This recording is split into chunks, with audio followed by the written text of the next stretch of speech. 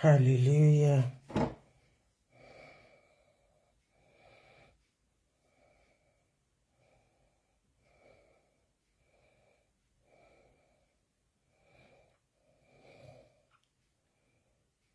Hallelujah. Hallelujah. Hallelujah. Good evening. You see this perfume? A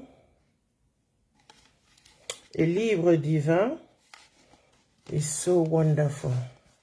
There is no work you cannot use it for. In fact, tó bá fẹ́ lọ toast ọmọ obìnrin, ó lè bú sára. Ọmọ máa tẹ̀lé lẹ́yìn ni. Ìyẹn tó bá fẹ́ lọ toast ọmọ obìnrin, ọmọ tó kì. It's a very lovely irinṣẹ́. Ẹ̀mí mímọ́. It's a very, very lovely perfume. Hallelujah. Ọmọ Kúdẹ̀yìnbó. God bless you. God bless you. You're welcome. My pleasure. My pleasure. Olúwa ló ṣe gbogbo ọpẹ́ gbogbo ògo t'Ọlọ́run ni. Gbogbo ògo t'Ọlọ́run ni, àánú ni mo rí gbà. Olúwa ṣeun. I'm so happy that it was a wonderful harvest. Everything went well. To Jehovah Almighty be the glory. Hallelujah, hallelujah, hallelujah. Hallelujah, oh. Our wonderful PA. Good evening, ẹjọ́ tá bá ti rí ẹni tí ó win ní something ní last program. You left your name, you left a message but without the phone number that you want us to transfer your gifts to. Ẹjọ́ o. Ọmọ kékeré ni mí, ọmọ jẹ́jẹ́ ni mí. He did a good job at Ìbàdàn. Ẹ̀yà. Olúwa ṣeun. Olúwa ṣeun, Olúwa ṣeun, Olúwa ṣeun. Ọlọ́mọ Plenty's PA, wọ́n lè ṣiṣẹ́ tó fakọyọ nílùú Ìbàdàn. Good evening, everyone. Good evening, good evening, good evening.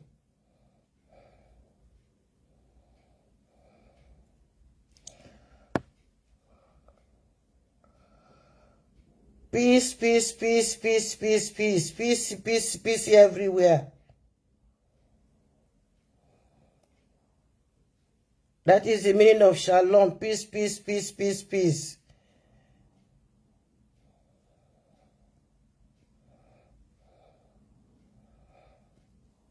Peace be upon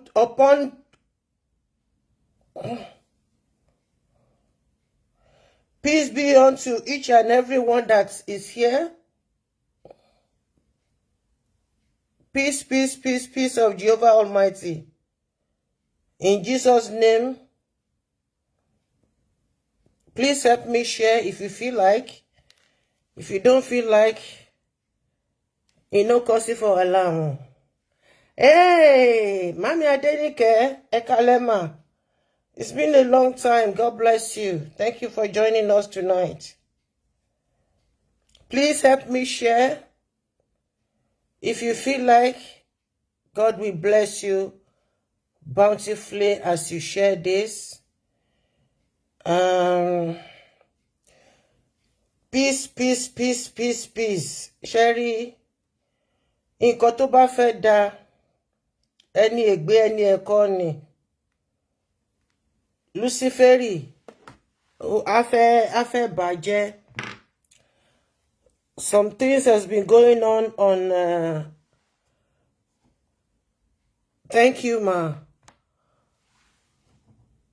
On this, our platform between we Celestial members that are out for the way forward of Celestial Church of Christ.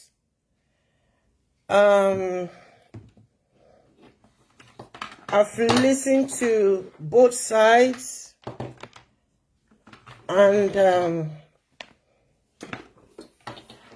I've been asking Jehovah Almighty láti ìgbà tí kíní yẹn ti bẹ̀rẹ̀ to lead me on how to intervene. Ẹ má bínú tí n bá plug àwọn kíní wọ̀nyí sí mi ní fẹ́ kí máa ṣe program lọ kó máa lọ ṣẹ́jú.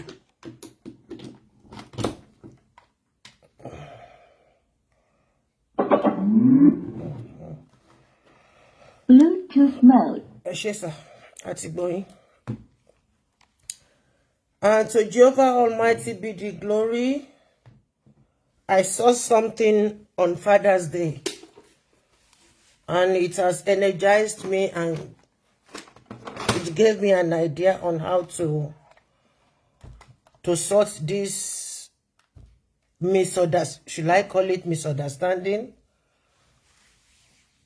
or different views. This one go to this side and that one to that side. Okay.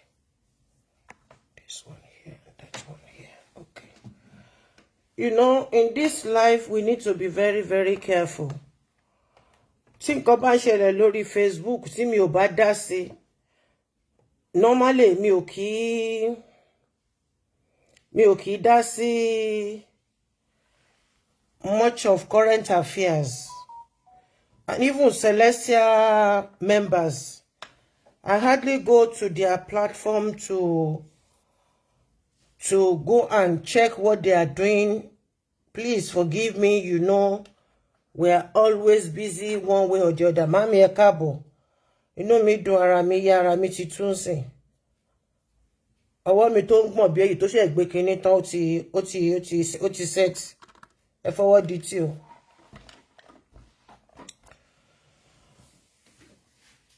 Orin kan wà ní inú ìjọ mímọ́ tó máa ń sọ pé ègbé ni fún èṣù àti fún iṣẹ́ ọwọ́ rẹ̀, ègbé ni fún àwọn tó ń tẹ̀lé. This case,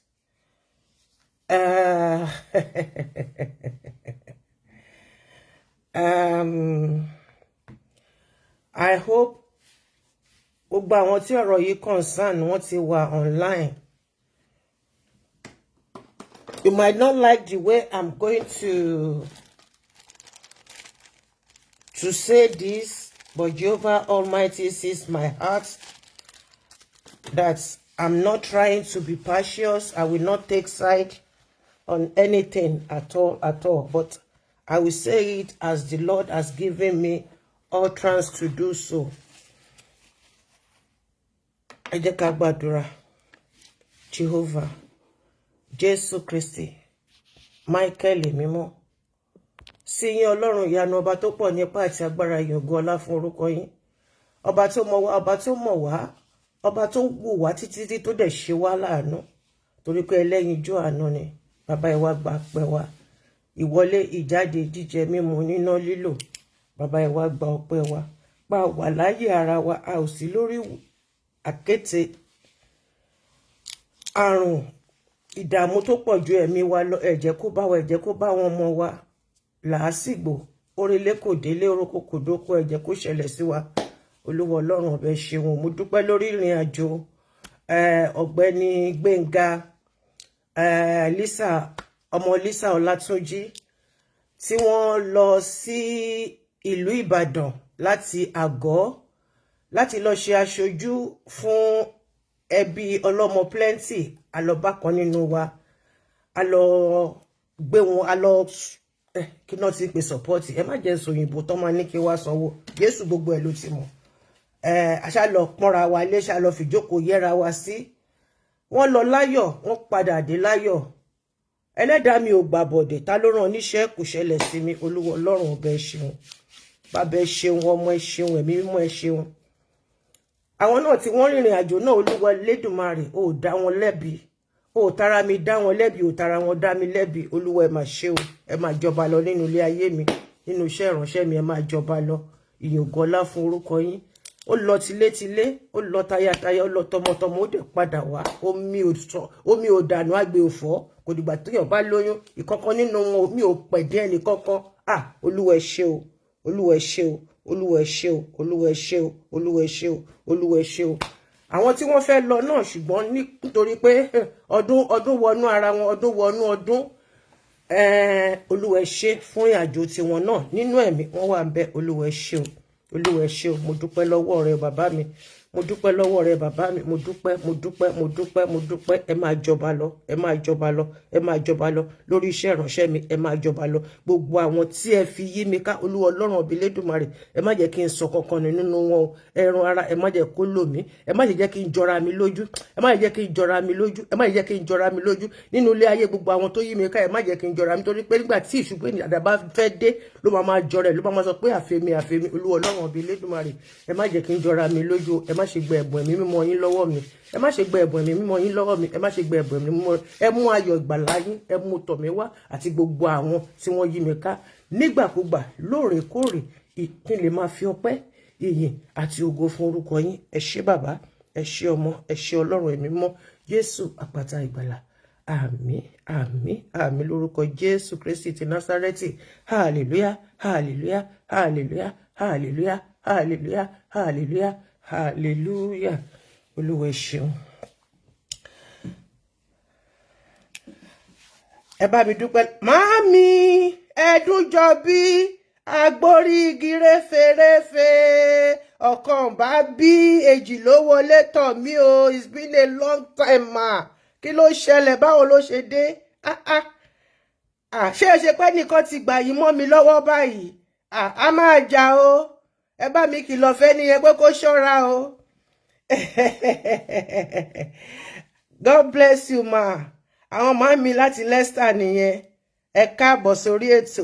Olúwa ṣeun. Mo dúpẹ́ pé àpẹ̀dé. Olúwa ṣeun. Ọláwálé Ọlájùmọ̀kẹ́, ọlá mi tó wálé, ọlá tó àtúmọ̀ Jùmọ̀kẹ́ ni, àtúmọ̀ Jùmọ̀kẹ́ ọlá yẹn ni. Eba. God bless gbogbo yín pátápátá. Ẹ ṣé ẹ̀yin ìyá mi, ẹ̀yin bàbá mi, mi ò ní jọra mi lójú. Mi ò ní jọra mi lójú ohun tí mo fi ń hùn yín. Ẹni ègbé, ẹni ẹ̀kọ́, ẹni ẹ̀tàn ni. Kò ní bàbẹ̀ jẹ́. Ẹ ṣé bàbá mi, ẹ ṣé ẹ̀yin ìyá mi, ẹ̀yin ẹ̀gbọ́n mi, ẹ̀yin àbúrò mi, Sàwáwù dédé, gbogbo yín pátápátá ni mo kí pé ẹ ṣé, ẹ ṣé, ẹ ṣé, ẹ ṣé. Àánú ni mo rí gbà o. Ẹ ṣé o, mi ò ní jọra mi lójú níwájú ẹnì kankan o. Ẹ ṣeun. Àánú mi rẹpẹtẹ. Àánú mi jabrata. Ọmọ bàbá Kútì. God bless you, sir. Ní ohun tí mo fẹ́ ká sọ ní àṣálẹ́ yìí, mo máa mú ní kókòkó. Mi gbọ́dọ̀ má kí yín, ìyá mi ìbejì, bàbá mi ìbejì. Ẹ wá ní kí n máa rí yín, kí n má máa kí yín. Bí mo bá ṣe kí yín báyìí, lẹ́ ń bẹ́ kìsì, lẹ́ ń bẹ́ kẹ́ṣẹ́ wọnú ayé mi, lẹ́ ń póríṣiríṣi wúrà àti fàdákà ló ń wọbẹ̀. Bí bá ti koríkì kan báyìí, kí n tó pè délẹ̀ báyìí, ó di wẹ̀lẹ̀. Ire náà kárí gbogbo wa ní orúkọ ti bàbá àti ti ọmọ àti ti ẹ̀mí mímọ́. Ẹ káalẹ́ ẹ̀yin ìyá mi, ẹ̀yin bàbá mi. Good evening everyone.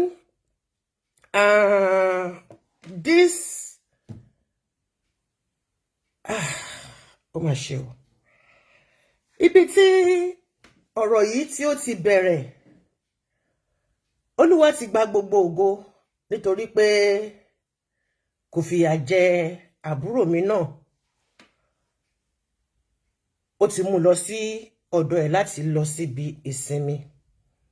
Ọkàn rẹ̀ ti mọ ìsinmi. Ẹni náà ni kí lorúkọ àbúrò wa yìí? Ìbùkún Emmanuel. Kí Ọlọ́run ọba kó bá wa tẹ́ sí afẹ́fẹ́ rere, kó rọ ẹbí ará. Amen. Ọláwálé Ọlájùmọ̀kẹ́, ẹ ṣé mo dúpẹ́. Kí Ọlọ́run ọba kó bá wa rọ ìyàwó lójú, àwọn ọmọ tó fi sílẹ̀. Kí Ọlọ́run ọba Elédùmarè kó ṣe wọ́n ní ọmọ àríyàngàn. Ẹjọ́ ní rógun blood cancer. Ẹ bá mi màámi ẹjọ́ ẹ bá mi remove ẹni yẹn. Wọ́n tún fẹ́ gbede, wọ́n ti gbede. bẹ́ẹ̀ ṣe wọ́n ṣe máa ń gbá mi nìyẹn ẹjọ́ bá mi mú kúrò pẹ̀lú èdè tó tiẹ̀ wà ń bẹ̀ yẹn ẹ bá mi mú kúrò. Nobody should come and write nonsense under my kí ló ti ń pè my post o. Tó bá ní cancer Ọlọ́run ọba wù ẹ́ sàn o, Ọlọ́run ọba wù ẹ́ sàn ṣùgbọ́n tó bá yẹ pé rọ́ lòun pa tó sọ pé o ní cancer wà á ní cancer yẹn fàkátì. Mo kí gbogbo wa láṣálẹ́ yìí. Ìbùkún Manuel ló kọ nǹkan kan. Wọ́n dẹ̀ ní tí nǹkan kan ò bá yé wa pé ká máa béèrè lọ́wọ́ àwọn bàbá wa. Ọmọkùnrin náà béèrè ó dẹ̀ jí nǹkan tó di yam pepper scatter. I went through that post this afternoon and I saw so many comments there. People too, they want to know the meaning of it. He just wrote just very small something. This is CCC Onola Parish at Ibadan. Can one in Celestial Church of Christ member explain something about this for me? I come in peace. Mami ẹ bá mi delete. Okay, ẹ má jẹ́ kí n delete ẹ láti bí báyìí. Bá mi delete ẹ kẹ́ bá mi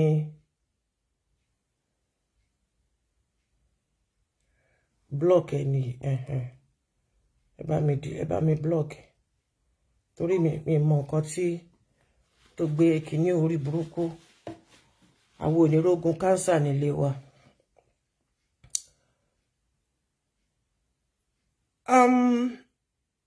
To me, he doesn't understand what was happening to me. Èmi gan fúnra mi mo lè béèrè lọ́wọ́ èèyàn ẹ ṣé mami. Nítorí nǹkan tó jẹ́ kàyéfì ni. Bàbá mi, bàbá Onola, ẹ̀yin là ń wò níwájú tó yẹ pé kẹ́ máa tọ́ wa sọ́nà. Bó tilẹ̀ jẹ́ pé ìdí tí ẹ fi ṣe nǹkan tẹ́ ṣe tí kò yé wa tí ọmọ yín yẹn fi béèrè ẹ máa kàn ṣàlàyé fún ni. Kì í ṣe pé ọ̀nà tẹ́ gbé gbà. Ẹ jẹ́ kí n fi fọ́tò tí ó fa awuyewuye yìí kí n fi hàn wá. Bàbá mi nígbà tí ẹni yìí béèrè nǹkan lọ́wọ́ yín bó ṣe gbé síta ìgbà tẹ́ ti rí lẹ́dẹ̀ ti pè nínú ilé pé báyìí kàsà báyìí káwòdì ni ọ̀rọ̀ yìí ni ó rí. Ṣé rí nígbà tí kó tó di pé Sunday Igboho kó tó di pé wọ́n tì mọ́lé. Mi ò mẹ́sẹ̀jì ẹ̀ máa mẹ́sẹ̀jì ẹ̀ tẹ́ mẹ́rin àbẹ́ márùn. Tí mo dẹ̀ mọ̀ wípé kí lorúkọ ọmọ tó wà ní London yìí kò jíṣẹ́ yẹn. Òun gangan ló túbọ̀ wọ́n yọ̀ sí ló jẹ́ kí Sunday Igboho kó di ẹni tí ó fi ṣe ẹ̀wọ̀n ní ìlú Kútọ̀nù. Ṣé rí àwa tá bá ń bínú tá bá nínú fùfù tá bá ń bínú sọ̀rọ̀ tí nǹkan bá ń dùn wá lọ́kàn lásìkò ìgbà yẹn kí Koiki, God bless you, Koiki òun ló ṣe okùnfà bí Sunday Igboho bó ṣe di ẹni ìtìmọ́lé nítorí pé ó ń ti ọ̀rọ̀ bọ́ lẹ́nu ẹni tínú dẹ̀ ń bí tó ń ti ọ̀rọ̀ bọ́ lẹ́nu ọ̀rọ̀ tó máa sọ ọ̀rọ̀ ìbínú ni. Nínú àwọn interview tó tún ṣe fún ó dárúkọ bàbá rìdíìmù yìí ó tún dárúkọ ẹ̀ ń bẹ̀ lẹ́ni tọ́mọ ẹ̀ṣẹ̀ kú.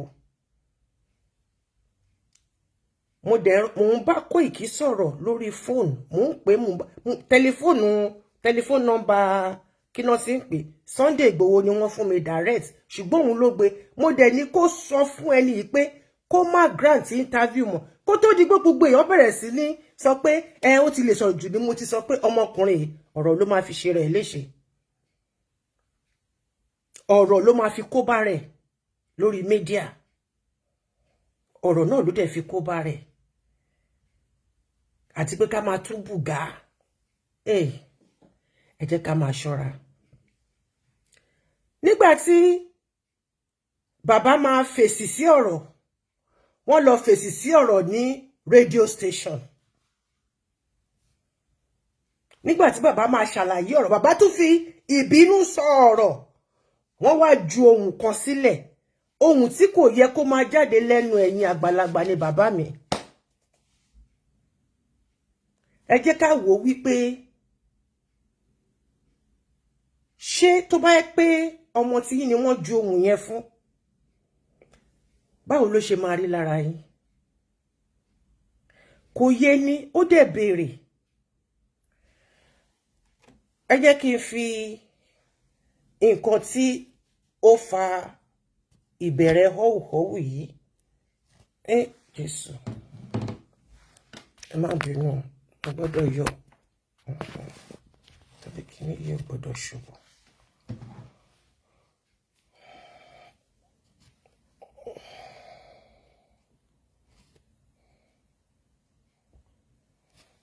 Ṣé rí bàbá Onola ni wọ́n ń sọ ọmọ lórúkọ yìí.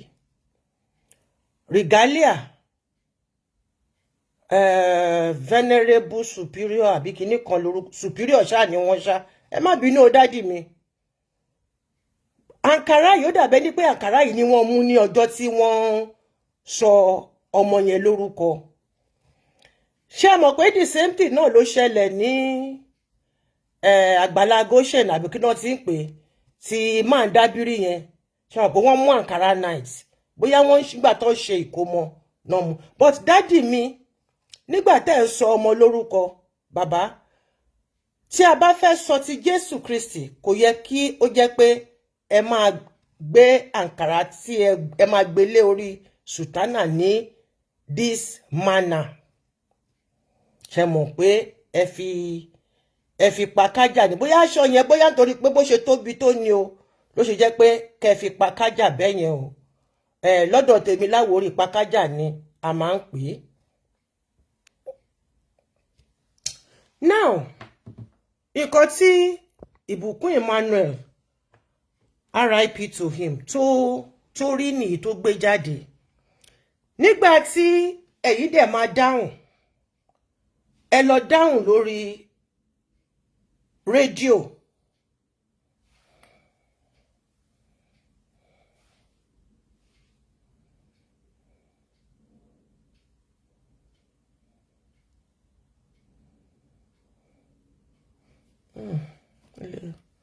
Ẹ má bínú, wifi ibi báyìí wà ní títàn ọ̀lẹ́. Okay.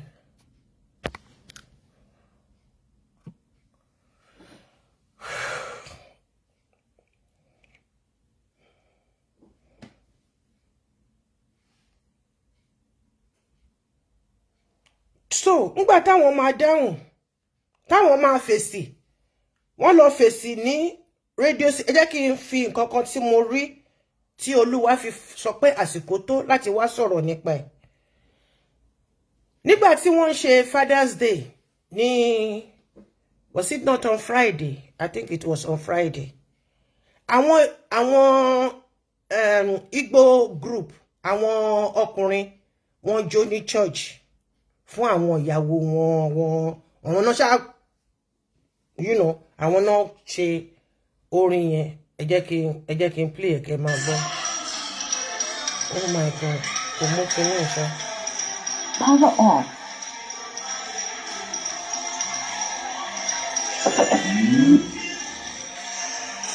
Bluetooth mode.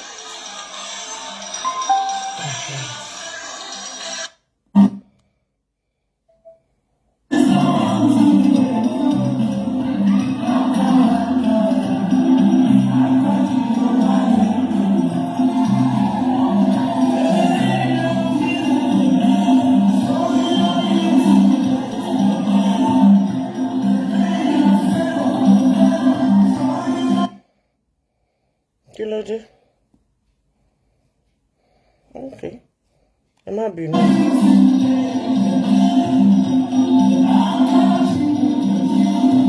Ẹ máa wo kọ́nà ọwọ́ àlàáfíà ẹ̀ máa gbé sílẹ̀.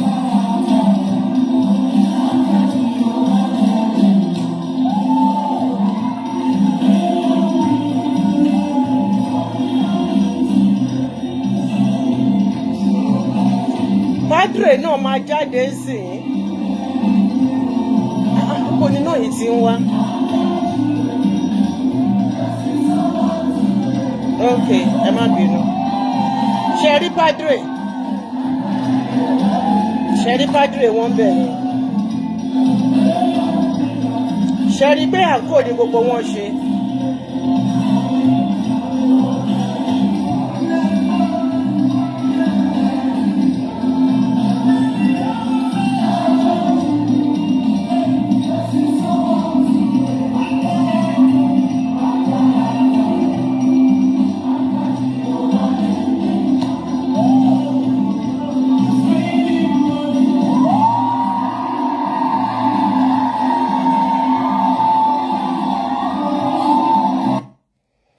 Hallelujah.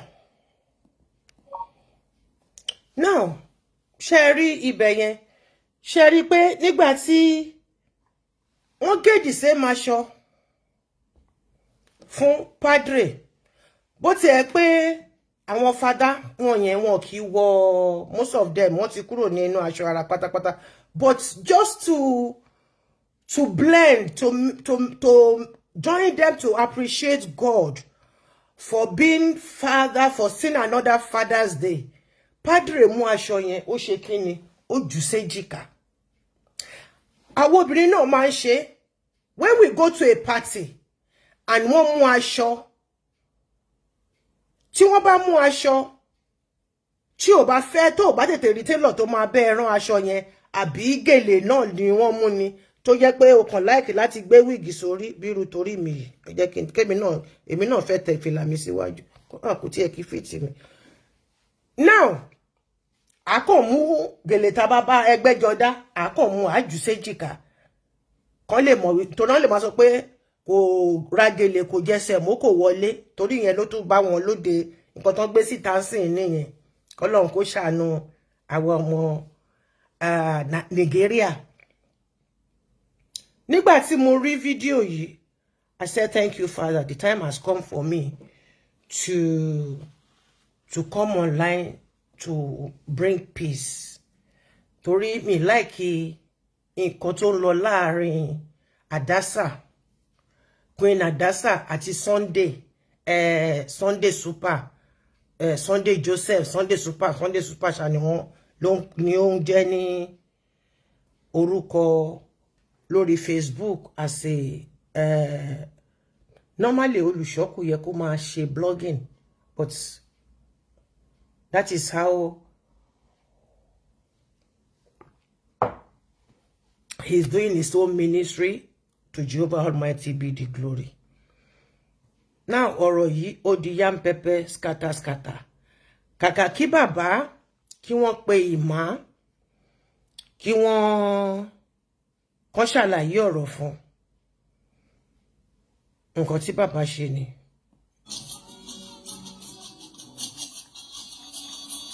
Bàbá má bínú pé bá máa mú lọ bẹ́ẹ̀ ni ẹnìyẹn ní Celestial Church Way Forward òní tiẹ̀ ìbùkún Emmanuel ló kọ blọ́gà yìí.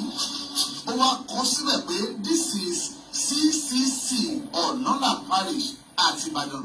Only can one in Celestial Church of Christ member explain something about this for me?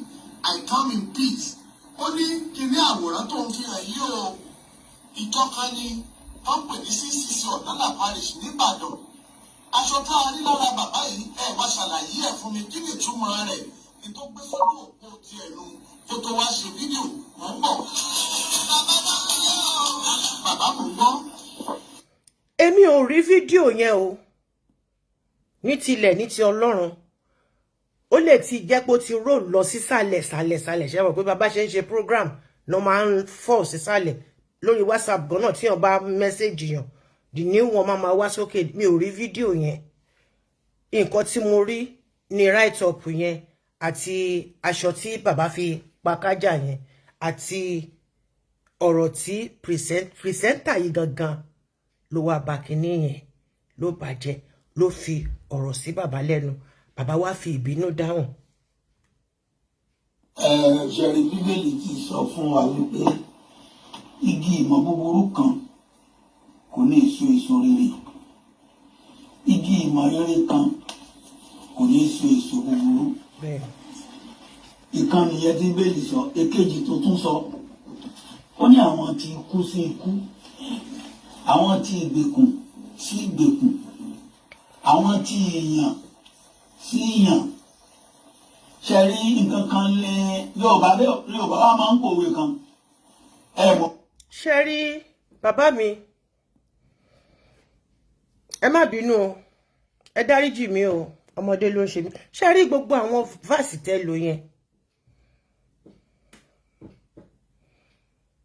kò bá nǹkan tó béèrè lọ́wọ́ yín mu ìmọ̀ nǹkan tó sọ nínú fídíò but ìbéèrè tó béèrè yìí gbogbo àwọn gbólóhùn tẹ́ lò níbẹ̀ yẹn bàbá mi mo bọ̀wọ̀ fún yín o nínú pẹpẹ ẹ̀yin bàbá mi pẹpẹ nínú pẹpẹ ńlá mo tẹríba fún jí o ìjì ayé ò ní gbé mi lọ. Àwọn òwe tẹ́ pa kékèké wọ̀nyí tẹ́ àwọn ẹsẹ̀ bíbélì tẹ́ lọ kó jáde wọ̀nyí bàbá mi ẹ̀yin náà mọ bó ṣe lọ ẹ mọ nǹkan tó mì ní.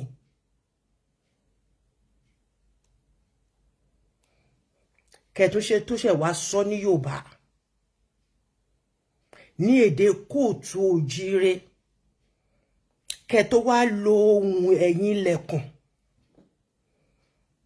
ohun Ifẹ̀ ohun inú ilé ohun tá a gbọ́dọ̀ sọ síyàn létí.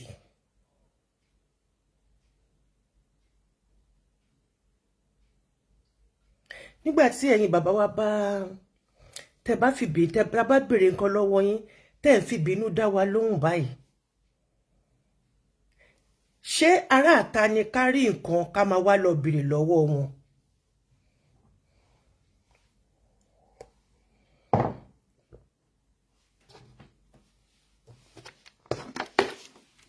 Mo máa ń mú mi gan tí n bá ń ṣe program ẹ má bínú.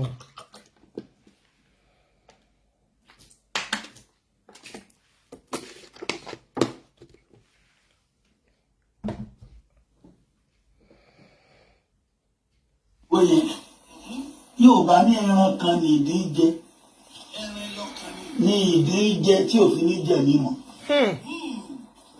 So ṣe rí ọmọ yẹn ó fẹ́ jẹ ẹran kan ní tí òfin ní jẹ mímọ́. Ẹran pé wọ́n tún ń pe kinní kan ní àdàbí tó bá jẹ́ pé èmi fẹ́ múnú èèyàn dùn ni mo fi ṣe ń tó ṣe yẹn ń tẹ̀mí ṣe yẹn ká kí mo fẹ́ múnú èèyàn dùn èmi ṣe tí mo ṣe yẹn tó wá fẹ́ sọ di ìbànújẹ́ ṣé àpò ti pè ìbànújẹ́ fúnra rẹ̀ torí bẹ́ẹ̀ sọ pé iṣẹ́ oníkálukú. Ẹ jẹ́ kí n dá dúró ń bẹ̀. Bàbá mi kò yé ló ṣe béèrè lọ́wọ́ yín ẹ bá má ti dá lóhùn bẹ́yẹn ṣé wọ́n pé kí nìyẹn wọ́n sọ fún mi wọ́n ló bó ti di wàhálà rẹpẹtẹ láàrin kíní tí gbogbo ẹ ti lọ rúgbúrú bọ́tìgbà tó wá di pé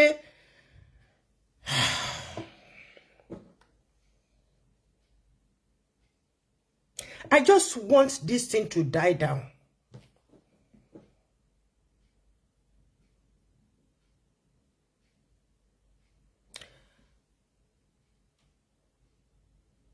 Now, nígbà tí àwọn èèyàn pè mí sí àkíyèsí wípé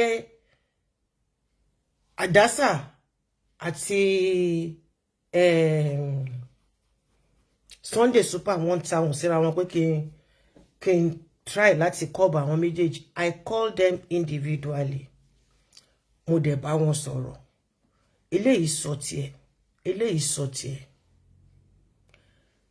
Sunday accuse Hadassah wípé Hadassah lọ gba 500,000 lọ́wọ́ bàbá Onola. which wasn't so. It wasn't so. Excuse me. Ẹ má jẹ́ ká máa fi àwọn tá jẹ́ pé iṣẹ́ pé kíṣẹ̀lẹ̀ kó tó yìí là ń ṣe. Bá ṣe ń jáde síta tá tú àṣírí tí kò dá tó jẹ́ pé òun ni wọ́n fi jẹ́ kíṣẹ̀lẹ̀ tó. Ẹ má jẹ́ ká máa tú wá lọ irú ẹ̀ mọ́ra wa lẹ́sẹ̀. Nígbà tí Hadassah sọ fún mi pé nígbà tí òun dé Ìmẹ̀kọ pé òun rí àwọn bàbá tí wọ́n máa ń tọ́jọ́ wà nínú kíní gentry kíní pé nígbà tí òun dẹ̀ kí wọ́n wá sọ pé ṣé òun ò mọ bàbá yìí ni wọ́n sọ pé hallelujah daddy mi ò kí ló rọ́ sọ pé bàbá Onola nìyẹn onílòun bá kúnlẹ̀ fún wọn pé daddy mi ò kíní kan so pé daddy mi ò ẹ kálẹ́ o ẹ ṣe hallelujah daddy mi kíní kan agbúdúgbò nígbà tí òun dẹ̀ fẹ́ máa lọ òun sọ pé ó yá daddy mi ò ẹ̀yin daddy ni mo ti ń lọ o wọ́n ṣàdárúkọ mi jọ́ ti kíní yẹn pé lágbájá fún un ní 5,000 ẹnìkan fún un ní 10,000 ẹnìkan tún fún un ní 5,000 bàbá kan ṣáníọ́ fún un ní owó tó lẹ́sìn bàbá Onola náà dẹ̀ ṣe kíni wọ́n dẹ̀ fún un ní 10,000 ṣé òun á wá kọwọ́ sí wọn lọ́wọ́ ní ibi tí wọ́n dúró sí pé wọ́n ṣe tún introduce òun sí wọn ni tóun dẹ̀ tí òun náà dẹ̀ ti ṣe program lórí ìmúra tí bàbá mú nítorí pé ìmúra yẹn ò yé wọn. Normally a mọ̀ pé irú nǹkan bẹ́ẹ̀ kò yẹ kí bàbá kí wọ́n lọ sí orí regalia but báwọn ṣe sọ sí inú wọn dùn kọjá àyè pé àwọn bóyá adopted daughter àwọn kan ni àbí ìkan nínú àwọn ọmọ wọn àbí kan nínú kinní làwọn bá wọ́n dẹ̀ mú aṣọ làwọn náà aṣọ tí wọ́n wá mú yẹn làwọn náà rà nínú ẹ̀ ìtàwọn bá kàn dẹ̀ fi mú dání àbí kan tó bá ṣe kan jù sí èjìká so àwọn kàn dẹ̀ ro mọ́ra wọ́n jù sí èjìká ni láti fi sọ ọmọ yẹn lórúkọ pé aṣọ tá a mú ní ìgbà tó fẹ́ ṣèkómọ nìyí o from my own understanding no. But àwọn ọ̀rọ̀ bàbá mi àwọn ọ̀rọ̀ tẹ́sán yẹn ti pọ̀ jù ó heavy fọmọdé láti gbé ọ̀rọ̀ yìí ló bí ìlàsí tó ń gbà tí ní ọjọ́ kejì àbọ̀jọ́ kẹta kọ́ ni tí Emmanuel kú ní Sunday super ìyẹn lọ sí parish bàbá Onola ó dàbí pé wọ́n ń ṣe nǹkan bẹ́ẹ̀ tọ́ṣọ̀gán wà ń bẹ̀ so ó kúnlẹ̀ sẹ́gbẹ̀ẹ́ wọ́n ya fọ́tò wọ́n gbé sórí kínní ìyẹn náà tún blow up mo mọ̀ pé kí ni gbogbo eléyìí ṣe bí àwọn jọ ń sọ pé nǹkan yìí kíní ìṣe yìí àwọn jọ ń ja ìjàkadì fún ìjàngbara fún ara àwọn ni. In a nutshell, Sunday, àwọn ọ̀rọ̀ tó ń sọ ó ń pọ̀ jù and mo dẹ̀ ti bẹ́ẹ̀ sọ̀rọ̀ nínú ilé. Mo lè má lè bí ẹ lọ́mọ o, ṣùgbọ́n mo lè gbà ẹ́ lábúrò. Tó bá dẹ̀ lè gbà mí ní àbúrò, kò lè ju 24 hours lọ. Débi tó bẹ̀rẹ̀, ṣe bó lóbìnrin nílé, oníyàwó nílé. Ìwọ tó lè manage ìyàwó ẹ nínú ilé, ó wá lè manage colleague ẹ. Ó di pé kó máa bẹ̀rẹ̀ sí ní sọ private life ẹ síta lórí ọ̀rọ̀ tí ò tọ́rọ̀. Kó máa yàmàyàmà ẹ̀ ṣé o mọ̀ ẹni tó ṣerú ẹ̀ ní orí media ní Europe yìí ó mà ṣẹ̀wọ̀n sí. Ó lè máa fi ara obìnrin kó máa fi tàfàlà lórí media kó máa ṣàlàyé bó ṣe rí bí kinní kan ṣe rí bí kinní kan ò ṣe rí. I spoke with you at length. You told me you will bring down the video. Bring it down because ó tún wá lọ ń bẹ̀rẹ̀ ní another channel. It's not nice. oníyàwó nílé bí ó ṣe ìwọ náà wá ti lọ́mọ obìnrin kan ṣé orí àwọn obìnrin Ọlọ́run ló ní ìrìn àjò wa lẹ́sẹ̀ o Ọlọ́run ọba nìkan ló ní ìrìn àjò obìnrin lẹ́sẹ̀ no obìnrin is perfect kò dẹ̀ sí obìnrin tí ò sí nílé ọkọ tínú ẹ̀ dùn sí kò yẹ kó máa jáde láti ẹnu ẹ̀ tó bá yẹ kó obìnrin sóbìnrin ni wọ́n jọ fi ń búra wọ́n sì mi tiẹ̀ ní dá sí wọ́n tiẹ̀ ṣe gbé wá yẹn táwọn èèyàn sọ pé kí n dá sí kí n jẹ́ kó stop mi tiẹ̀ ní dá sí but nítorí pé wọ́n jọkùnrin àná ọmọbìnrin yìí kì í tún ṣẹgbẹ́ tí ò bá tó bẹ̀rù ó yẹ kó tó ṣáájú tí ò bá tó bẹ̀rù ó yẹ kó tó ṣáájú bí òjújọ́ kan ṣe lọ á fi mú mi ayé síwájú ẹ̀ tó ń lárúkọ mọ́ lórí tó ń lárúkọ mọ́ lórí kò dáa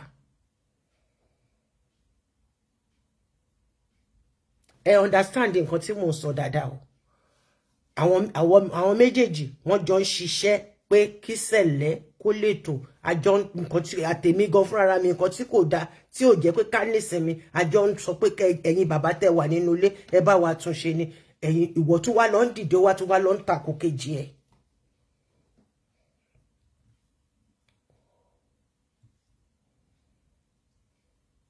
She told me that she did just one video to explain herself, and the husband told her not to venture into answering you again. And she never did. She stopped it. But you continue. Jáde fún. Ṣó fi kí ló fẹ́ gbà ńbẹ̀. Good evening, sir. Olami Joseph. My prince, Ọlá tèmi nìkan. Ọlá náà ní dìbàjẹ́. Thank you, sir.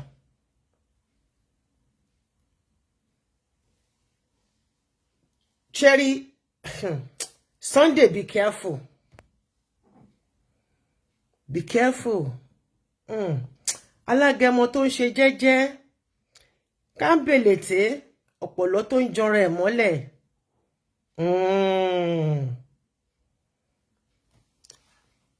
Èdì ẹnu ò ní dìwà o. Wọn ò ní tì wá síwájú fún wa ní ládì oníkàkan. Iṣẹ́ ìránṣẹ́ wa lórí Facebook is very, very delicate. Very delicate and dangerous at the same time. Not pé ká tún wá máa tahùn síra wa.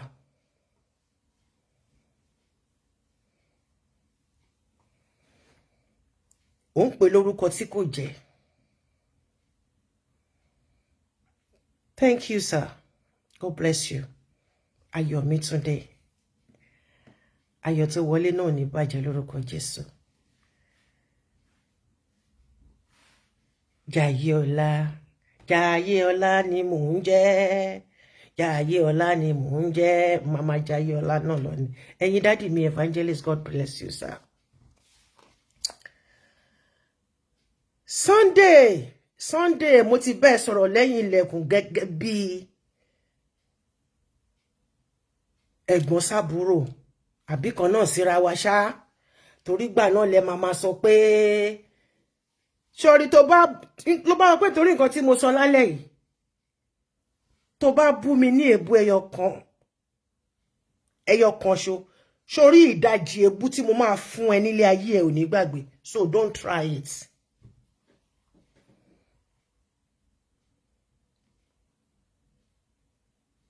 Kò tiẹ̀ sí èébú tó fẹ́ fi bú mi tó máa tuntun. Wọ́n ti pè mí lóníye mọ́já, wọ́n pè mí lọ́lọ́ṣun, wọ́n pè mí ní oní chicken neck, wọ́n pè mí ní vulture, wọ́n pè mí ní prophetess Pella. So èébú wo ni wọ́n fẹ́ fi bú mi?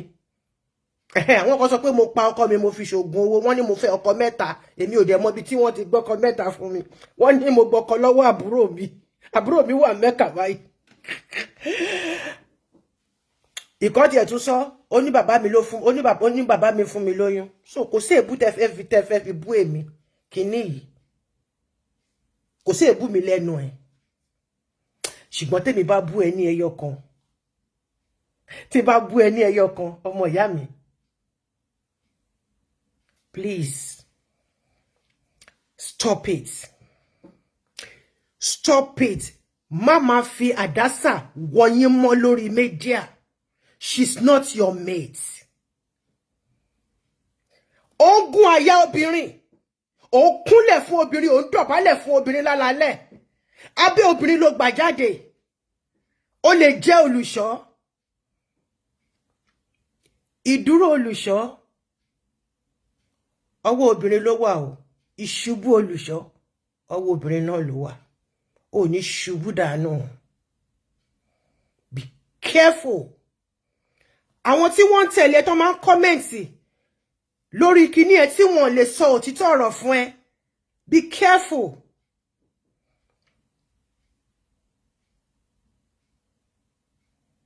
Gbogbo àwọn kíní tó ṣe fún ọmọbìnrin ẹ tó ṣe fún. Kí ló dé? Lórí kíní? Okay. Bàbá Onola gbé 1 million fún. And so what? Ìwọ náà lọ síbò lọ gba 500,000. Ó ní wọ́n ní pé kó lọ fi ṣí organization kan. Oníkálùkù Ọlọ́run ló bá ṣe tó fi rí ti ẹ gbà. Ìwọ náà dẹ̀ gba ti ẹ ń bẹ̀. Òun gba 1 million, ìwọ gba 500. And so what, my darling?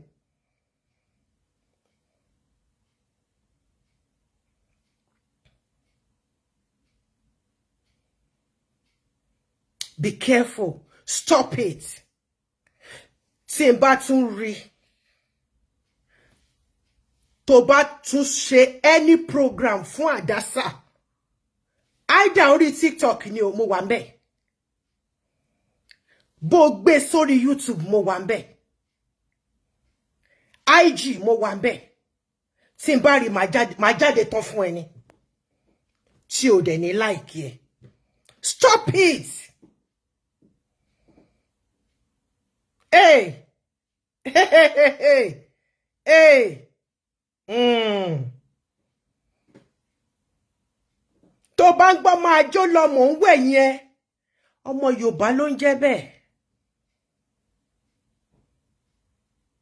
Àwọn náà máa sọ pàdégún. Tó bá jáde síta wọ́n tún ní kò gún mọ́ o. Be very, very careful. Mo dẹ̀ máa make sure pé mo gba tẹlifóònù màmí ẹ. Kó fa ẹ létí níbi tó bá ti ń gbọ́. Kíyàwó ẹ náà fa létí, kó fa ẹ létí. Gbagas, àbí? Bó jẹ́ pé nígbà tó bá ṣe fífífín, tó bá ń dùn mọ́ ẹ dáadáa, ló máa sọ sí ẹ létí pé ọmọkùnrin má sọ mí dolórí burúkú. Be very, very careful. Kò sí èbú tó lè fi bú mi. Oní chicken neck, wọ́n ti pè mí bẹ́ẹ̀. Wọ́n ní ọmọ mi lesbian, ògùn fọ́lọ́run lókè ọ̀run. Ẹni bá ní kan nínú àwọn ọmọ mi. Tó bá ní ẹyọ kan ṣo nínú àwọn tọ́lọ́run bá jogún fún mi. Wàá máa sọ pé hallelujah, owó ẹ lókèrè yaya ni. Mi ò ní wá síta kí n wá bú ọmọ ọlọ́mọ kankan. That is why táì fi rí mi kí n máa lọ sí gbogbo orí àwọn péjì yẹn. Torí tí bá ti rí ibi tán bá ti ń ṣépè fọmọ ara wọn báyìí máa sá ni. Ó lọ́kọ kò lọ́kọ. Kò sí ìtókùn ẹ, my darling. Ṣebí wọ́n ṣá ti níyàwó. Ìwọ fi gbẹ́lẹ̀ fàgbépò.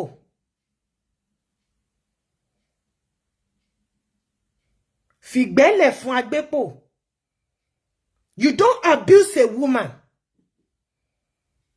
Kó máa fi situation tó wà lára obìnrin kó máa fi bú. Ó dẹ̀ péré ní olùṣọ́. Kí ló ń ṣọ́? Ó péré ní olùṣọ́. ó péré ní wòlíì ọmọ ìyá mi kí ló ń ṣọ́ kí ló ń wò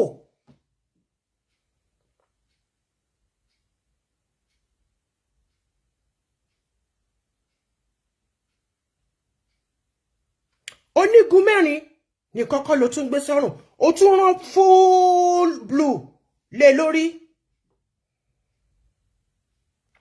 ṣé nǹkan tó fẹ́ máa wá fi ṣe nìyẹn lórí mídíà.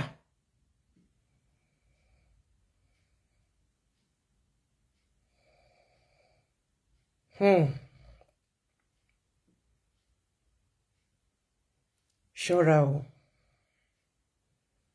ṣọ́ra o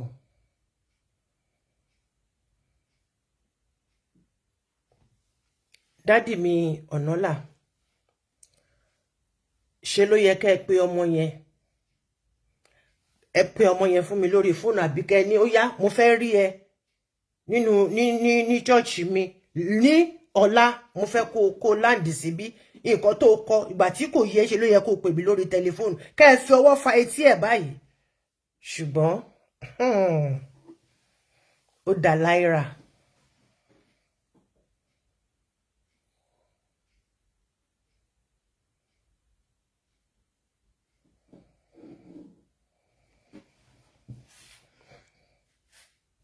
Ẹ jẹ́ ká máa ṣọ́ra lórí social media.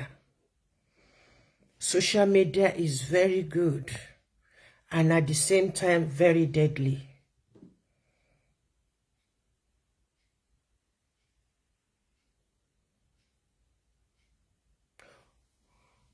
Ó ń kọ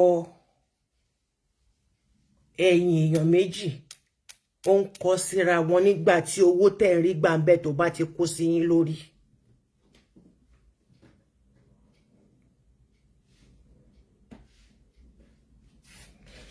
Àwọn ò lè ní kọ́mọ tí wọ́n wá ṣiṣẹ́ burúkú lórí mídíà ṣùgbọ́n wọ́n á gbé fẹ́yìn. Irú àwọn ọmọ àjàràbùkà kan tó máa wá ń kọ abusive words tó máa wá ń gbé sórí page mi nígbà tí mo declare èpè 90 torí àwọn tí wọ́n rán yín pé kẹ́ máa wá kọ kinní yìí wọn ò lè rán àwọn ọmọ tí wọ́n jáde ṣùgbọ́n nígbà tó bá ti fún yín ní 2000 naira owó recharge card ẹ̀yin náà rò pé bóyá wọ́n nífẹ̀ẹ́ yín tí nǹkan kan bá ṣe yín wàlíkárí àtú ni ẹ̀yin àti ìyá yín lẹ́nìyẹn ẹ̀yin àtàwọn òbí yín lẹ́nìyẹn.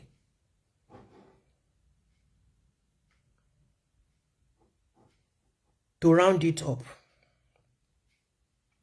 má bínú ọkùnrin yẹn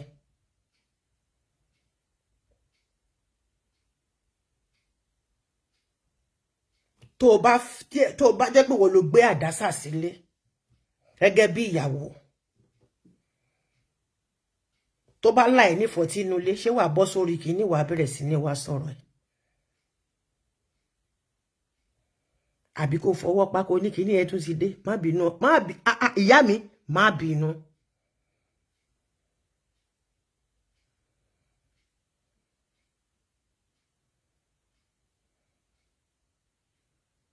Please, enough is enough. Má bínú, Sátánì ló jẹ̀bi. Àǹtí mi Hadassah tí Sunday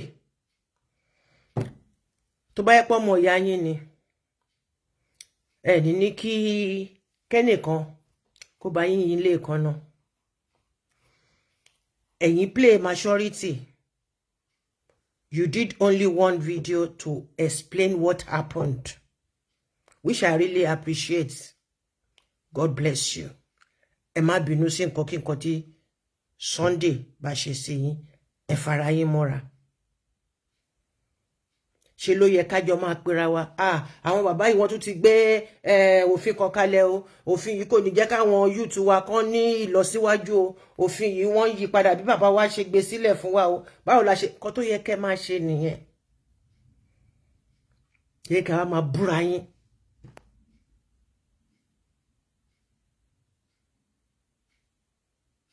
Àwọn tó ń fún yín lówó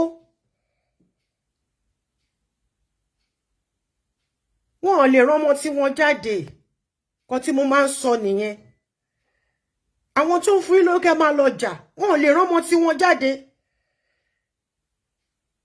tó bá di gbàsgbòs ẹni orí yọ òdìlé ni they will pick another person.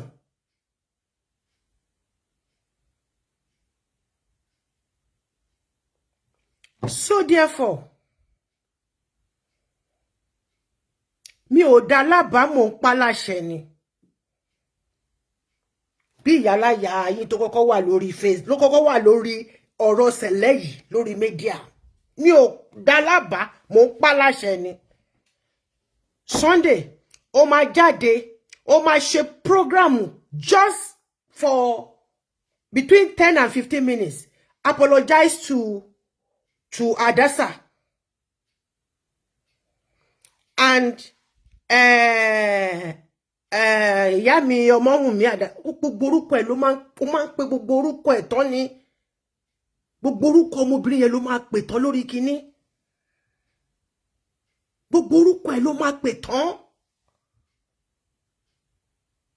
kódà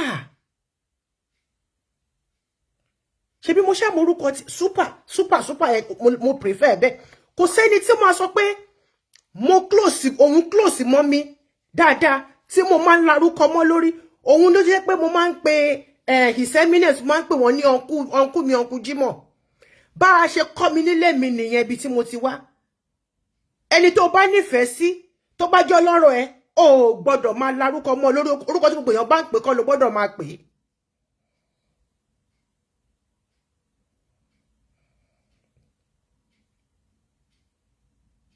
So ó máa ṣe very short program tó máa fi apologize fún ọmọbìnrin yìí tó dẹ̀ máa apologize sí ọkọ ẹ̀ fún ọkọ ẹ̀ náà báwọn náà ṣe ń sọ you apologize to her and to the husband ó wá ní husband o kò ní husband o ìwọ ṣáà sọ síbẹ̀ àǹtí mi Hadassah ẹ̀yin náà ẹ bá mi ṣe program 5 to 10 minutes kẹ́ embrace àbúrò yín àbí tó bá ṣàjẹ́ pé ọkọ náà jẹ́ lórí yín ọlọ́mọ búburú ò ní kí lè fẹ́ kùn pàjẹ́ ẹ máa parí ẹ̀ náà ni ahọ́n àtẹ̀yìn wọ́n máa ń jà ìkan ò dẹ̀ ní kíkan jáde fún kan ìkan ò ní kíkan jáde fún kan wọ́n jọ máa manage ara wọn bẹ́ẹ̀ náà ni ẹ máa mọ bí tẹ́ máa manage ara yín dé ẹ máa mọ bí tẹ́ máa gbé tí ọ̀rẹ́ kòríkòsùn ò bá ṣeé ṣe kó ní kálukú mú ẹni torún bá ti ń kùn kó lọ sùn ní ìdájọ́ àtijọ́ máa ṣe program kan náà at the same time ẹ rí i pé gbogbo nǹkan tẹ́ bá ń ṣe ó lè ti jẹ́ pé oṣù mẹ́ta oṣù mẹ́rin ni mo ṣe máa mọ̀ because fáìlì pọ̀ níwájú tèmi gan fún ara mi. Ẹ jọ̀ọ́ ẹ balance iṣẹ́ àwọn iṣẹ́ yìí tẹ́ máa ń ṣe ẹ má wá jẹ́ pé tí eléyìí bá jáde fún iṣẹ́ yìí ìwọ náà máa jáde fún iṣẹ́ yẹn eléyìí náà máa jáde fún iṣẹ́ yẹn. God bless you sir, she's happily married. O de tag ẹ̀bẹ̀ yẹn. How do you want her children to feel? How do you expect her husband to feel? That's the reason why I said you have to apologize to the husband as well. Ìtorí pé mi ò kí káwọn ọmọ mi wá sórí kíní ẹ̀kọ̀ọ̀kan náà lẹ́kọ̀ọ́ máa gbọ́ tèmi àti màmí tabájọ́ ń tranga tabájọ́ ń ju ogun síra wa lẹ́wọ̀n máa gbọ́ lẹ́ẹ̀kọ̀ọ̀kan. Kátẹ̀gbẹ́ kó mo ti pọkọ jẹ bọ́ ṣe sọ ògo fọ́lọ́run lókè ọ̀run èèyàn ní orí kankan pa jẹ tèmi mi pa mo tún jẹ nǹkan mi mo pa mo dẹ̀ jókòó mo dẹ̀ jẹ rí bí mo ṣe ń ṣe pọ̀rọ̀kọ̀tọ̀ ló ń yọ. So ẹ jọ̀ọ́ èṣù ló jẹ̀bi dádì mi Onola mo forí balẹ̀ fún jí o ẹ má bínú sí mi tí nǹkan tí mo sọ tó bá bí yín nínú ọmọdé ló ń ṣe mí o ọmọdé kì í tẹ̀ mẹ́ẹ̀kọ́ jẹ kó má ṣe kíni kó má ra lọ́wọ́ ṣùgbọ́n mo mọ̀ pé ohun gbogbo tó ṣẹlẹ̀ fún dáadáa ni kò sí nǹkan tó ṣẹlẹ̀ ewé kan kì í bọ́ lára igi Kọ́lọ́run máa mọ̀ sí. Wọ́n á ní bí wé tí ń jábọ́ lára igi tí kì í nígi lára. How are you sure that igi kò ní igi yẹn lára? Ẹni tó ti jọ ń fara rora, tó ti jọ ń fara rora. Àwọn òwe kan wà tó ti ṣe kíni tó ti expire. Tí kò yẹ ká máa lò. God bless me. God bless us all. I love you all with the love of Christ. This is your darling daughter, sister, cousin, niece, àbúrò gbogbo ẹ, Sálíù ẹlẹ́nu gbọ́rọ̀, tààtọ̀ síbẹ̀ Celestia, ìyá aláya, lẹ́yìn ìgbà yẹn, ẹ máa wá ṣe special, ìyá dúpẹ́ lọ́wọ́ yín ẹ bá wa parí ìjà ìyá dúpẹ́. Fọ́tò bí kẹ́ gbé sí gbangba báyìí kí máa ríra mi kí inú mi máa dùn. Ẹ má lọ mú fọ́tò tí mo ti tà tí bàbá bí kẹ́ lo ẹ bá mi lọ wá àwọn fọ́tò tí fìlà mi tó fine. Mo ní kẹ́ lọ sí. Kẹ́ pé ọlọ́mọ plenty lórúkọ Jésù.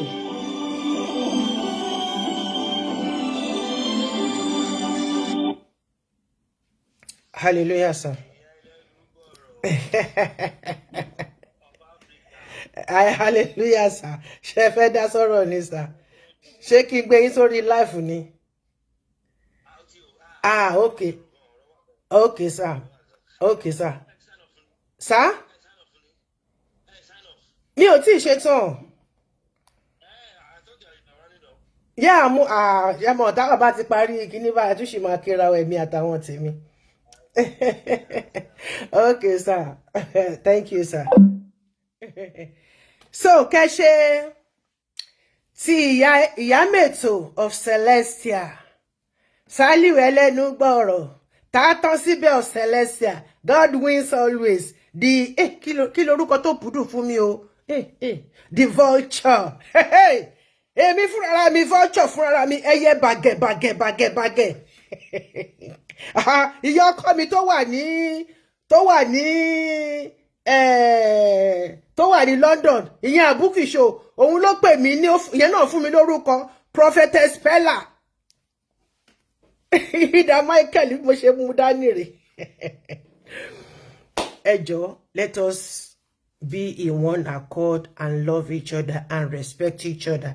Please, you need not ṣẹ̀rá wọn tèmi, àwọn ẹyẹ bàgẹ̀bàgẹ̀, àwọn ọmọ mi ẹyẹ bàgẹ̀bàgẹ̀, gbogbo wọn ti ń jáde ní kọ̀ọ̀kan, èmi ọlọ́mọ rẹpẹtẹ bàgẹ̀bàgẹ̀. God bless each and every one of us. I really appreciate you. So, please, ẹ má máa ṣe the same content mọ́. Ẹ má jẹ́ kí content yín kó máa tẹ̀léra wọn, tẹ́lẹ̀ bá gbélé the same thing náà ni wọ́n náà tún máa gbé. Tó bá tiẹ̀ fẹ́ give view ẹ lórí nǹkan tí ẹnìkan ti ṣe, leave it for a week or so, then you can bring out your own view. Kó má di pé argument tún máa wà níbẹ̀. Ẹ ṣé o, ẹ̀yin ìyá mi, ẹ̀yin bàbá mi, gbogbo my plentiful plenteous. God bless you. Adétòun Ọdúnsì, ẹ ṣẹ̀ṣẹ̀ gborí wọlé. I sight you from this device. God bless you. I feel so good. I feel good. So good. Pam, pam, so good. Pam, pam, so good. Pim, pim. So, bind us together, Lord. Bind us together with cause that cannot be broken. Bind us together, Lord. Bind us together. Oh, bind us together in love. There is only one God. There is only one King. There is only one body, and that is why we sing. Bind us together, oh, bind us together, Lord, bind us together in love. Àmì ẹ fún wa lórí ọ̀fẹ́ o, ẹni tó bá wà nítòsí. God bless you. It's Odunusi. Ẹ má bínú, orúkọ bàbá mi ló ń jẹ́ Odunsi. Odunusi ní tiyín. Ẹ má bínú, ìyá mi. I love you.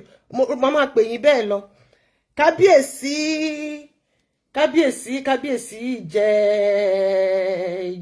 Ìjẹ̀fà.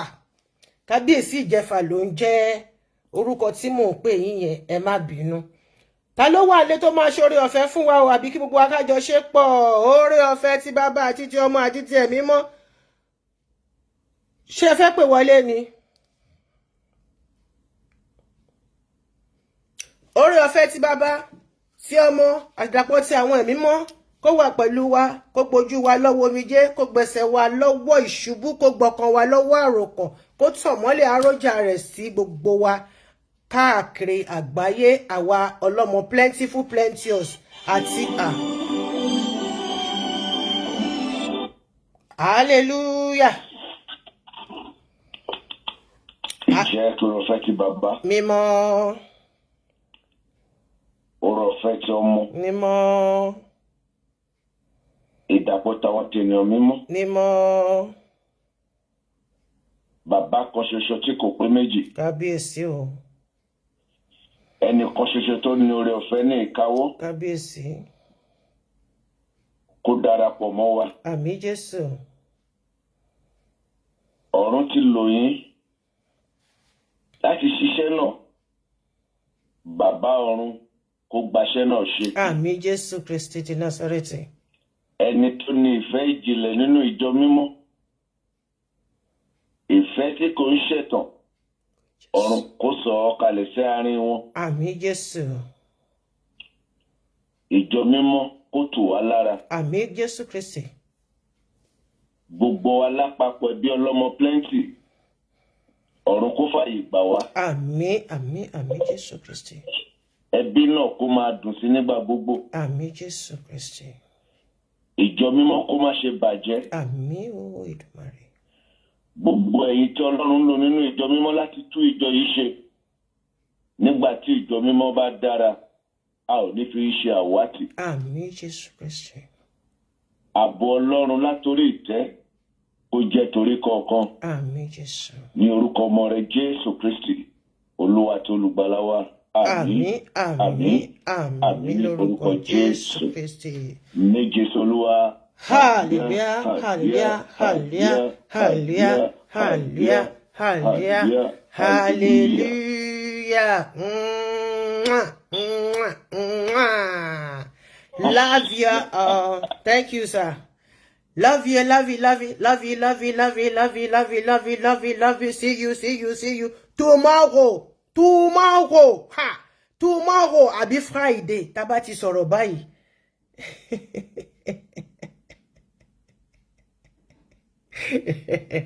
Ẹ jẹ́ kí n tiẹ̀ wò bóyá mo níṣẹ́ kékeré kan tí máa fi mi múra ẹlẹ́.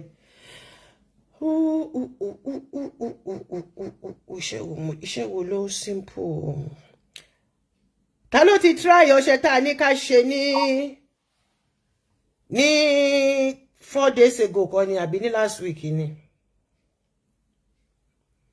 Ta ló ṣiṣẹ́ náà.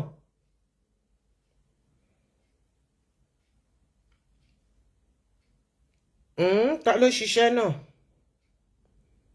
Ó dá jẹ́ kí n gbéṣẹ́ kan kalẹ̀ fún wa ńsìn. Ẹ má bá mi ra ẹdìyẹ tó gbó káká, abo ẹdìyẹ. Ẹ má bá mi rà. Ẹ má ra tòmátì sí. Ẹ má ra tòmátò, èmi ò ń jẹ tòmátò. Ẹ má ra tàtàṣé, ṣọ̀mbọ̀, atarodo. Àti kíni náà? Irú. Àti ẹ má ra rú. Ó ní dìrú. Irú woro. Ẹ bá mi ṣá ata yẹn, kẹ má jẹ́ káta yẹn kó kúnná ẹjọ́ torí Ọlọ́run. Ẹ̀mí ò sọ pé kí n jẹ ní pẹ̀lú ata tó kúnná. So ẹ wá bá mi ṣe kíni. Ẹ bá mi ṣe ní ẹ̀fọ́ ọlọ́bọ̀rọ̀ wọ̀. So kí wá fi gbé kíni máa fi gbé o. Ṣẹ́bà ni kí n lò ní àbí máa ṣá fi jẹ something ṣá. I love you all. Shalom. Iṣẹ́ yẹn nìyẹn o. Iṣẹ́ yẹn nìyẹn o. Iṣẹ́ yẹn nìyẹn o. God bless us.